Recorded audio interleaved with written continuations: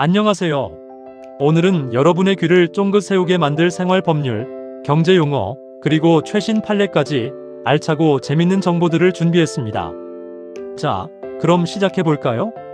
오늘의 생활 법률 층간 소음 기준 강화와 실질적 배상. 혹시 윗집, 아랫집 때문에 스트레스 받으신 적 있으신가요? 쿵쿵거리는 발소리, 새벽에 울리는 피아노 소리. 생각만 해도 머리가 지끈거리네요. 2026년부터는요, 이 층간 소음 문제에 대해 더욱 강력한 법적 보호를 받을 수 있게 되었답니다. 이제 단순히 시끄럽다 라고 항의하는 수준을 넘어 진짜 배상을 받을 수 있는 길이 열린 거죠.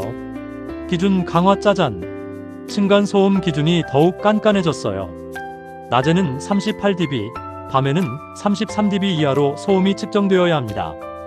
여기서 잠깐 dB데시벨이 뭔지 모르시는 분들을 위해 쉽게 설명해 드릴게요. 숫자가 낮을수록 조용한 거예요. 일반적인 대화 소리가 60dB 정도니까 30dB대는 정말 조용한 수준이라고 할 수 있겠죠. 그리고 중요한 건 1분 동안의 평균 소음뿐만 아니라 최고 소음 기준도 엄격하게 적용된다는 거예요. 갑작스러운 쿵 하는 소리도 이제 그냥 넘어갈 수 없다는 거죠. 증거 수집자, 그럼 억울한 상황에 처했을 때 어떻게 증거를 모아야 할까요?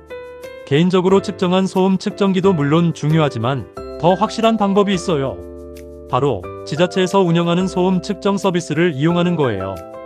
이 서비스로 측정한 자료는 법정에서도 강력한 증거로 활용될 수 있거든요. 혹시 층간 소음으로 고생하고 있다면 지금 바로 해당 지자체에 문의해보세요. 배상 범위자, 여기서 중요한 점. 층간 소음 때문에 정신적인 스트레스를 받았다면 위자료를 받을 수 있다는 건 이제 다 아시죠? 그런데 이제는 단순히 위자료뿐만 아니라 소음으로 인한 치료비나 방음, 공사 비용의 일부까지 청구할 수 있는 사례가 늘어나고 있다는 사실. 층간 소음 때문에 고통받고 있다면 적극적으로 권리를 행사하세요. 오늘의 경제 용어 토큰 증권. 최근 부동산이나 미술품 조각 투자가 핫하다는 소식 혹시 들어보셨나요? 관련 검색량이 폭발적으로 증가하고 있는 토큰 증권이라는 용어를 오늘 파헤쳐 보겠습니다. 설명: 토큰 증권은요, 주식처럼 종이 증권이나 전자증권 형태가 아니에요. 블록체인 기술을 활용해서 디지털 자산 형태로 발행하는 증권이랍니다. 블록체인? 디지털 자산? 왠지 어려워 보이는데 걱정 마세요. 쉽게 설명해 드릴게요. 특징: 예를 들어 수백억 원짜리 빌딩이나 고가의 미술품이 있다고 칩시다. 토큰 증권을 이용하면 이걸 아주 잘게 쪼개서 1만원 단위로 쪼개서 소유할 수 있는 거예요. 그러니까 1만원만 있어도 빌딩 주인이 될 수 있는 거죠. 물론 아주 작은 지분이지만요. 차이점: 그렇다면 비트코인 같은 가상자산이랑 뭐가 다르냐고요? 토큰 증권은 실물자산, 즉 부동산, 저작권, 미술품 같은 것들을 기반으로 발행되기 때문에 법적으로 증권으로 분류됩니다. 그래서 투자자 보호를 받을 수 있다는 큰 장점이 있어요. 가상자산보다 훨씬 안전하다고 볼 수 있는 거죠.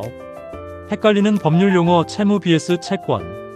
경제활동에서 빠질 수 없는 단어, 채무와 채권. 그런데 왠지 헷갈릴 때가 많죠? 누가 누구한테 돈을 줘야 하는 건지. 한자를 풀이하면 아주 쉽게 이해할 수 있습니다. 채권은 빌려준 권리, 돈을 빌려준 사람 채권자의 갚으라고 요구할 수 있는 권리를 말하고, 채무는 빌린 의무, 돈을 빌린 사람 채무자의 갚아야 할 의무를 말합니다. 팁 기억하기 쉽게: 상대방에게 야, 내 돈 내놔 하고 당당하게 요구할 수 있는 권리가 있으면 채권자, 반대로 갚아야 하는데 하고 무거운 의무를 짊어지고 있다면 채무자. 이렇게 기억하면 헷갈릴 일이 없겠죠? 최신 판례: 상속인의 유류분 반환 시 기업은 공제. 대법원 선고. 최근 대법원에서 상속과 관련된 아주 중요한 판결이 나왔습니다.